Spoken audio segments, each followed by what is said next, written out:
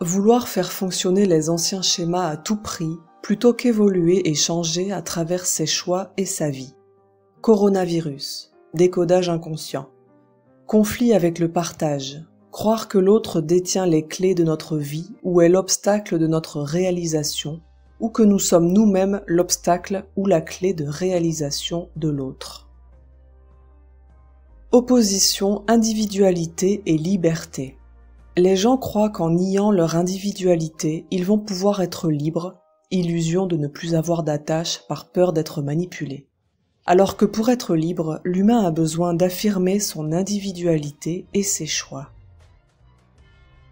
Positionner le choix en dehors de la survie. Croyance ancestrale qu'il y a un destin et une fatalité qui répondent au mérite, lui-même lié aux notions de bien et de mal.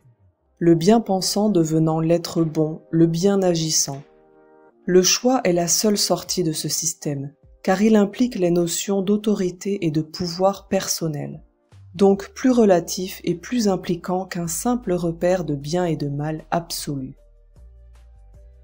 Croire qu'il faut se diviser pour mieux régner. Problématique des individus qui veulent du pouvoir personnel mais ne veulent pas lâcher le pouvoir sur les autres. C'est-à-dire qu'ils veulent avoir le choix mais que les autres en portent la responsabilité. Ego narcissique qui se décale en conscience narcissique. Croire que la négation de soi amène plus de pouvoir dans la société. Réussite élitiste. Conflit entre ses valeurs et ses croyances. L'Occident est construit sur un conflit avec la vie, la nature et le monde en général. Il préfère croire sa modélisation de la réalité que la réalité elle-même. Remettre un lien avec le monde réel plutôt que croire ses illusions est le seul moyen de réparer la folie occidentale actuelle. Interaction positive en reniant la vie.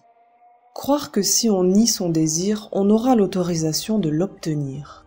Croire que si on demande, on n'obtient pas ce qu'on veut. Conflit entre désir et clarté. Conflit patriarcat-matriarcat. Si je nie papa, j'obtiens l'autorisation de maman. Si je nie maman, j'obtiens l'autorisation de papa. Complexe de l'Occident. Complexe de l'Occident qui croit que « je pense donc je suis ».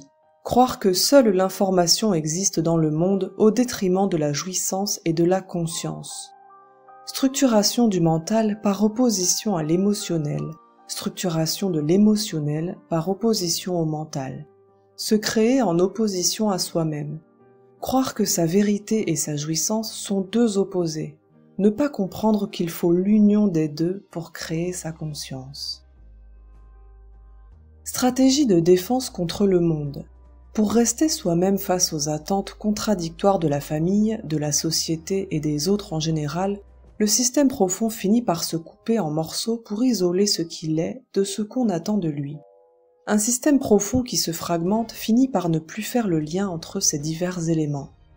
Pire encore, ces éléments peuvent finir par se battre entre eux, ne se reconnaissant pas comme faisant partie d'un tout. Ce conflit intérieur empêche tôt ou tard l'évolution. Il projette à l'extérieur et devient source de conflits stériles incessants. De même, une société trop fragmentée, ignorant les liens simples de respect et d'harmonie, générant des conflits et des guerres extérieures, finit par projeter à l'intérieur des gens un sentiment d'insécurité constant, empêchant tôt ou tard l'évolution et la réalisation de l'individu, voire même mettre l'individu en conflit avec son être profond. Sortir de la routine pour mettre des limites rassurantes. Accepter que l'autre ou l'expérience soit une proposition neutre en elle-même, à chacun d'en voir une ressource ou un obstacle. Du point de vue de l'autre, nous pouvons être perçus comme ressources ou obstacles également, ceci indépendamment de ce que nous sommes intrinsèquement. Fonctionner à partir de l'être plutôt qu'à partir de l'avoir, donc en fonction de ce que nous sommes plutôt qu'à partir de la valeur que nous pensons nous donner ou que les autres nous donnent. La fin de l'ère industrielle passant par le choix, le début d'une conscience de partage, a besoin d'être amenée d'une manière ou d'une autre. À chacun d'y voir une ressource plutôt qu'un obstacle. Refaire le lien avec soi-même. Se rassurer en étant soi au lieu de se rassurer en passant par les autres. La toute-puissance du repère extérieur ne fonctionnant plus, il est important de remettre en place nos propres repères intérieurs.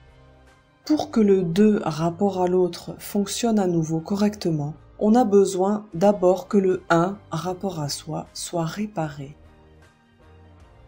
La liberté. Croire que la liberté nous est imposée ou refusée au lieu d'en faire un choix d'expression personnelle. On ne peut être libre que dans ses propres limites. Le refus des limites amène le conflit ou la folie. Chacun doit se confronter tôt ou tard aux limites de sa propre expérience afin d'y faire germer les graines de sa liberté. Chaque limite doit être trouvée pour savoir s'il nous convient de la repousser ou de la conserver. Savoir-vivre. Les codes anciens du savoir-vivre, ce qui est bien ou mal, passent sur de nouveaux repères. Qu'est-ce qui est acceptable pour moi ou pas? Dans le contexte actuel de confinement, affronter des repères profonds amène le risque de folie, mais affronter le monde extérieur amène le risque de mourir.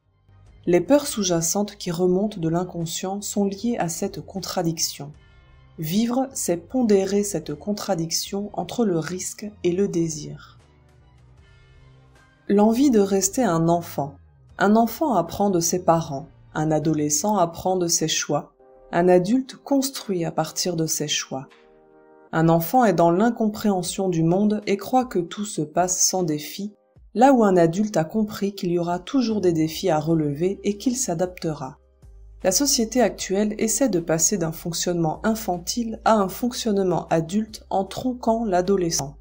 Du coup, les gens ne veulent plus de patriarches et de matriarches pour leur dire quoi faire, mais veulent construire sans faire de choix.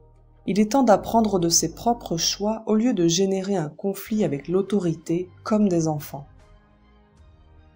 Conflit entre émotionnel et rationnel. Nous essayons d'être toujours performants et rationnels à l'extérieur. Fais ton travail sans état d'âme. Et émotionnellement irrationnel à l'intérieur. Aime même si c'est nocif pour toi. Ceci revient à se diviser au lieu de se respecter et d'harmoniser notre rationalité et notre émotivité.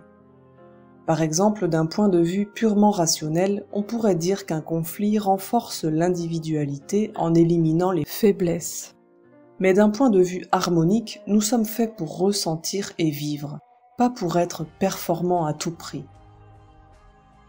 Adaptation en partant de soi-même sans ignorer le monde. Les gens savent s'adapter au monde ou attendre que le monde s'adapte à eux. Ils ne savent pas passer par eux et s'adapter au monde en même temps. D'où la difficulté à faire le lien entre ces changements intérieurs et ceux du monde. Le plan conscient est le lien entre ce qu'on ressent profondément et ce qu'on rationalise du monde.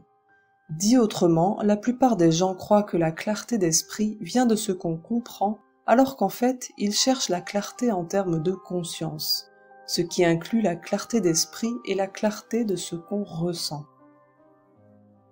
Esquive du lien et du choix. Les gens définissent leur individualité en prenant un repère collectif et mental.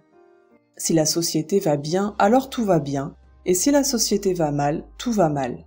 Ce qui détermine le bien ou le mal est statistique et logique, donc mental. Repasser sur ce qu'on ressent vraiment, quel que soit l'état du collectif, est alors compliqué et nécessite un changement de fonctionnement dans son écoute intérieure. Le confinement, c'est le moment de redéfinir sa place, chakra 1, vis-à-vis de l'autre, chakra 2, dans le monde au lieu de déterminer sa place en fonction du collectif, chakra 3, ou de l'universel, chakra 4. Donc, remettre les chakras dans l'ordre de fonctionnement énergétique naturel, 1, 2, 3, 4, et pas 4, 3, 2, 1. Le chakra 2 ne peut être corrigé qu'à partir du chakra 1 en fonction du lien et du choix. Décalage. La boussole magnétique accordée à l'être doit permettre par l'expérience d'orienter l'individu vers ce qui est bon pour lui, jouissance, et l'éloigner de ce qui est nocif pour lui, souffrance. Le modèle patriarcat refusant la boussole magnétique a mis en place une anesthésie collective. Ainsi, ce qui est nocif ou bon pour l'être ne peut plus être perçu, car remplacé par une vision illusoire du monde structuré par les croyances de notre éducation. Par exemple, dire « travail pour aller bien » n'est ni bon ni nocif. Ce qui manque est l'expérience de ce travail en liaison avec ce que l'on ressent réellement. La notion de travail n'existe alors plus en termes d'absolu, mais prend tout son sens en termes de relatif et d'individuel. Décalage de l'ego. Les stratégies de l'ego sont des stratégies d'adaptation dans le but de survivre à un moment donné par rapport à une situation donnée. Or, le monde change et les situations évoluent. La stratégie qui était la solution idéale pour survivre à un moment devient toxique en grandissant. Du coup, on peut ressentir de la peur et de l'angoisse à changer alors qu'on en a besoin pour justement s'adapter et ne pas mourir. Décalage de conscience. L'Occident fonctionne avec une dominante mentale. Ses autres aspects lui sont devenus inaccessibles en termes de conscience car ramenés à du mental également. Par exemple, pour beaucoup de gens, parler émotionnel revient à mentaliser l'émotion au lieu de la ressentir. Parler psychisme amène les gens à mentaliser ce niveau au lieu de le percevoir. Parler instinct revient à mentaliser ce niveau au lieu de ressentir l'attraction et répulsion magnétique. Actuellement, nous sommes confinés dans nos schémas mentaux personnels, ce qui nous invite à faire le point sur ces décalages.